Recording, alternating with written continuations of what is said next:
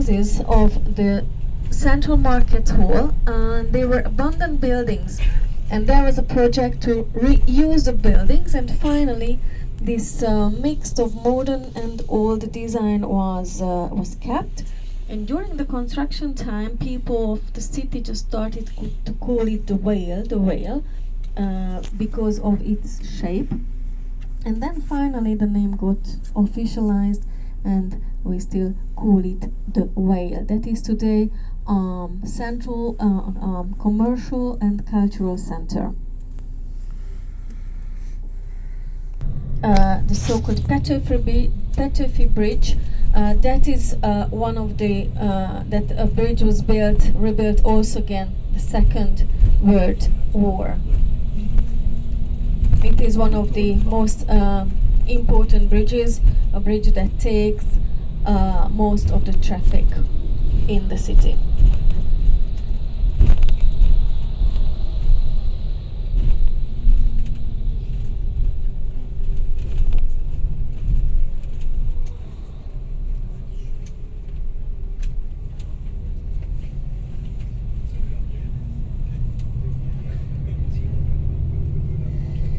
And then we will take the bridge to pass to the so-called Buda side.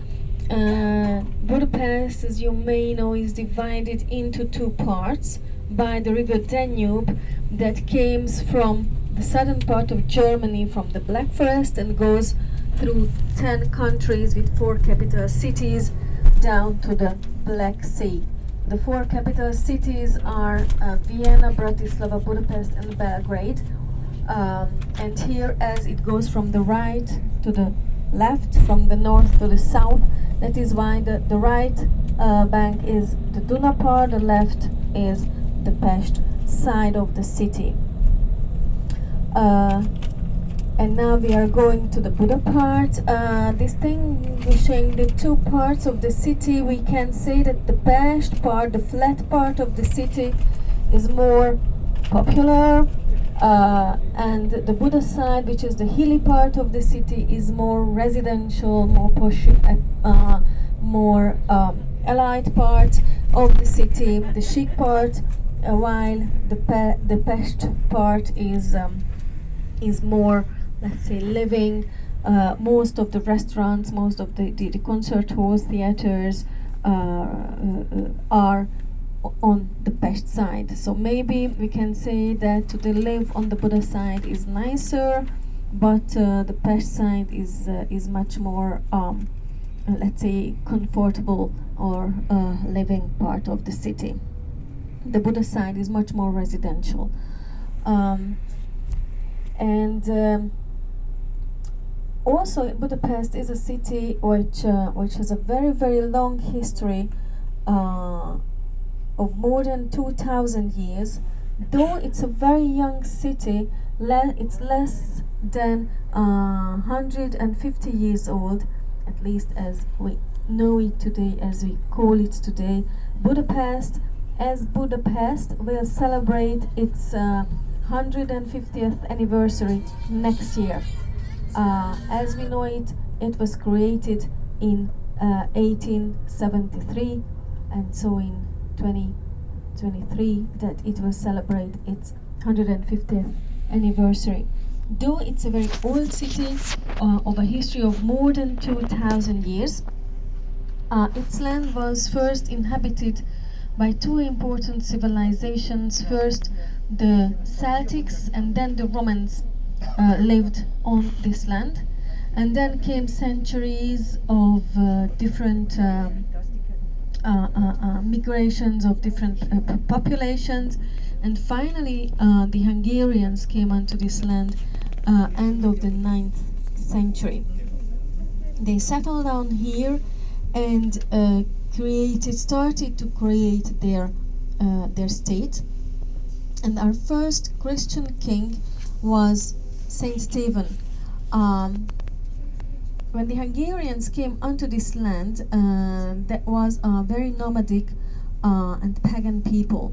But when they came to this land, they understood that if they want to stay there, they have to let's say, Europeanize, to pick up the language, pick up the religion also. And that is why one of the tribe leaders started to negotiate with the Pope of the time, got his son Christian baptized, and named his son Stephen after the Apostle Stephen. And later, this son, Stephen, got from the Pope, as a symbol of his acceptance, a Catholic crown. And that is by which crown that he was crowned as the very first Christian king of Hungary in the year 1000 at Christmas time. That also means that the state of Hungary exists from the year 1000 and survived more than 1000 years, making of it one of the oldest states in Europe. And that is this crown of Saint Stephen that you can visit today. You can see in the Parliament building, in the House of Parliament. That is where it is. It's been exhibited now, and that is why the renovation of the so-called Saint Stephen's Hall that we will visit a little bit later in the morning was decided to be renovated according to the original design as its most beautiful time. After the Kingdom of Hungary was founded in the year 1000, Hungary got, let's say, if sum up our history in a very, very short way, got, let's say, 5 nice centuries of development, of growing on the political, on the economic, cultural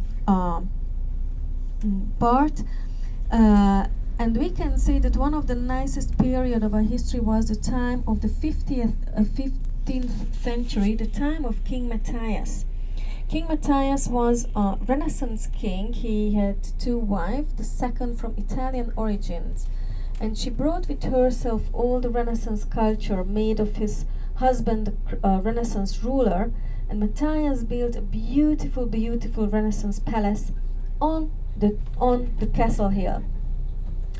But after his time, we got, I could say, 5 centuries, but of foreign rules. First, the Turks occupied the country for 150 years. Then we got the first an Austria rule that finally we made peace with them and created together the so-called Austro-Hungarian Empire. But earlier, the relations were not so good, and especially with the Turks, who stayed in the country for 150 years. And but as for the royal palace of Matthias, they also, even the Turks considered, the Ottomans considered that was so beautiful that they hadn't destroyed it. They used it as a warehouse, a stable, but hadn't destroyed the royal palace building of Matthias. Later, when the Austrian took the land from the Turks, they decided to destroy all the fortresses in the country with the royal palace building. But the so-called compromise in 1867 gave birth to the second most beautiful time, let's say, of our history, the so-called Austro-Hungarian time. But that was a time that, okay, we got a part of the Austro-Hungarian Empire, but with equal rights, but Hungary didn't have a real capital city. Austria had Vienna, beautiful European-style city, the other countries also, but not Hungary, as we'd been under foreign rule. So we had a small abandoned royal town, Buda, a small commercial town, Pest, but not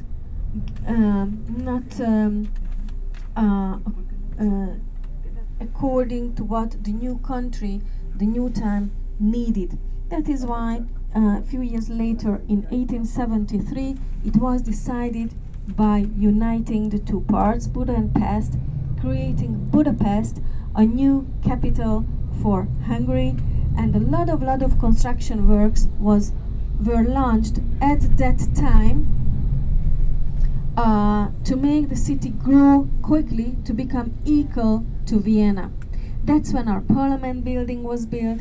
That's when the royal castle was completed and renovated. That's when the Hero Square was built.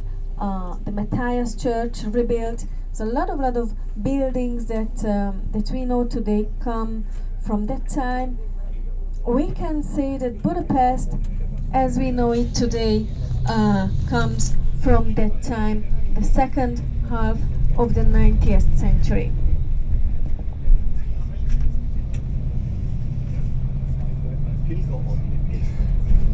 And also, that is why it has become very important that after all the destructions of the 20th century, the First World War, then the Second World War, and all the bombings, Budapest had been under siege for more than 100 days. And of the Second World War, that was the second longest siege of World War II after that of Stalingrad.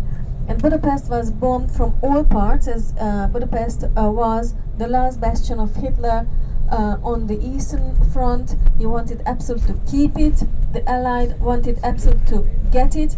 That was Budapest was bombed for more than 100 days, destroying a lot of buildings, including the Royal Palace itself. Then, after the Second World War, we got the communist period, and of course their main objective was not to rebuild the old buildings that reminded the population, the people, to the royalty time. It is why they hadn't rebuilt the Royal Palace according to its original beauty. They hadn't rebuilt a lot of building, but completed the demolition. For example, of the Royal Palace, finally they decided to keep it but transform it into a museum, and we have even today there the National Art Gallery and also the National Library in the Palace building.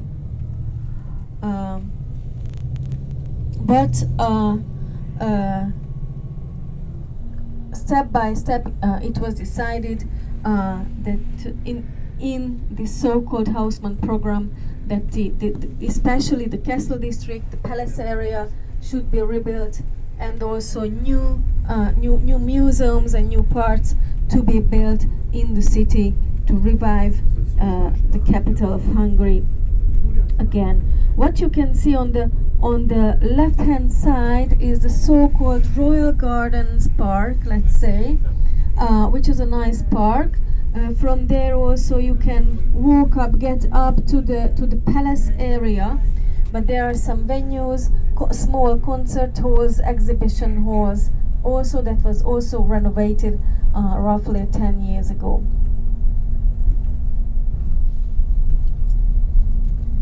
Now you have another view of the so-called chain bridge. It is called chain bridge because of its technical design, this suspended in elements of chains, but also because in the evening when it is enlightened with more than 1,000 bubbles, it gives you the impression of being decorated by a chain of pearls, and that is also why it is called the chain bridge. And just in front of the chain bridge, under the hill, you have a small tunnel that was done just after the bridge was built, because people just realized that, oops, in front of the bridge there is a hill, and to get to the other side we have to climb up and come down on the other side, or go around. So they made a bridge to ease the passing to the other side. But as it is just in front of the bridge, we used to tell kids, and that I was told also when I was a kid, that the tunnel was done to put in the bridge when it is raining. I needed a few years to realize that maybe that's not completely true. And so because but that's still we say to kids that the tunnel was done to protect the bridge and put it in time of rain. And now we climb up to the so-called Castle Hill, the Buda Castle Hill, which has two parts, the so-called civilian part and the so-called palace part or palace district. The Hungarian royal court came and settled down in Buda and on this hill in the 13th century. And since then, the kings, let's say, stayed here especially from the 13th to the early 60th century, when we had our own kings. Then came some centuries of foreign rule when this area was abandoned by the royals, of course. And what you can see on the left-hand side is the so-called Fisherman's Bastion, with behind the Matthias Church. That was built end of the 19th century during this very important construction time of Budapest. And it is called, despite its name, it was never used for military purposes as bastion. It was just built as a decoration in the 1890s. And it was named Fisherman's Bastion because in the Middle Ages, that was the Fishermen's Guild's role to protect this side of the Royal Hill, as they lived down there close to the river. And end of the 19th century, the architect wanted just to honor them this way and named this new construction after them, the Fisherman's Bastion. From here you have a nice view over Pest on the left hand side, and you can see that this is really Pest is really the flat part of the city, and contrary to Buda, which is the hilly part of the city.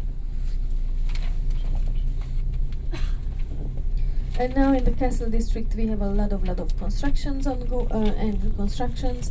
They're going. On the right hand side you have the so-called civilian district, and the left hand part the so-called palace district. And now we will get to the bus stop. We will get off the bus here. First we will have a coffee break in a beautifully rebuilt building, the so-called Royal Guards House, and then we will go and have a visit in the